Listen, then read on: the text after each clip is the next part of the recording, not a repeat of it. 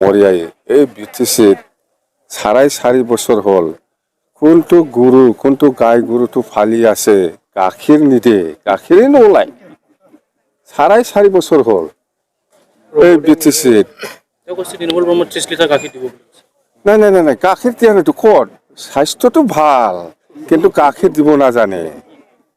চেম ছাৰে নাজানে এনেকুৱা গৰু কিয় ফালিব লাগে তাত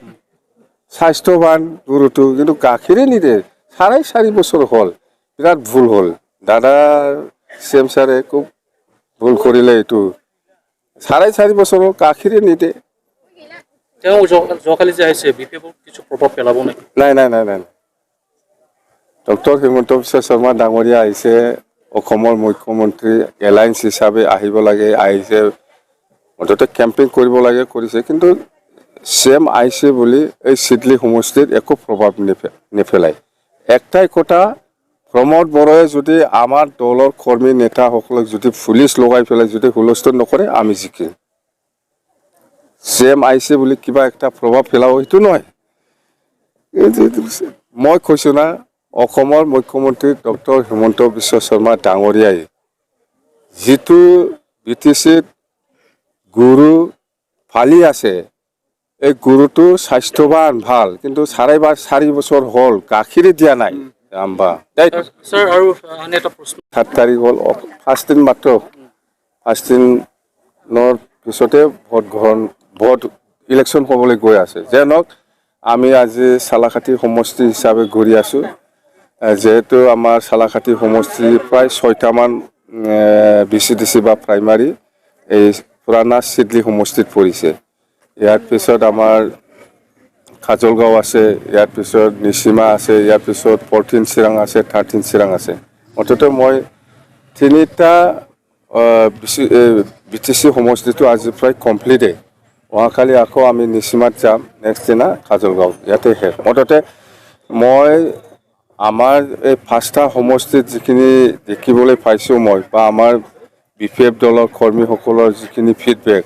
বিপিএফ দলৰ পজিশ্যন খুব ভাল বেয়া নহয় মই যিটো দেখিবলৈ পাইছে আজি ঘূৰি পেলাই এই চালাকাটি সমষ্টি খুব ভাল মুঠতে আমি জিকিম চালাকাটি হিচাপে ইউপিপিএলে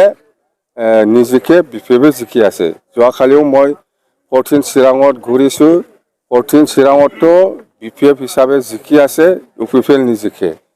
আৰু 13 চিৰাঙতো মই ঘূৰিছোঁ ইউপিপিএল হিচাপে ইয়াতে নিজিকে বিপিএফ হিচাপে জিকি আছে তো 5টা সমষ্টিৰ ভিতৰত 4টা সমষ্টিয়ে বিপিএফ দলৰ দখলত আছে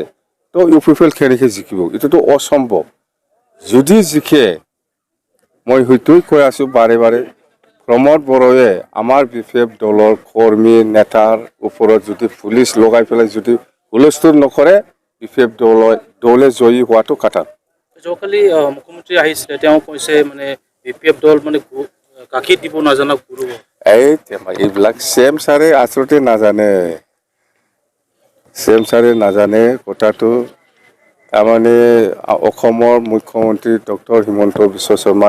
টাইমত আটাইতকৈ মানে ছাকচেছফুল হৈছে এতিয়া আৰু শান্তি প্ৰতিষ্ঠা কৰিব পাৰিছে আগত তেওঁ হিংসাত সময় ক'বলৈ আহিছিল এতিয়া দুৰ্গা পূজা খাব আহিছে নাই নাই নাই নাই নাই এইবিলাক কৈ লাভ নাই এইবিলাক যেতিয়া বিটিচি চুক্তি হৈছে তেতিয়াৰ পৰাই শান্তি আছে আমাৰ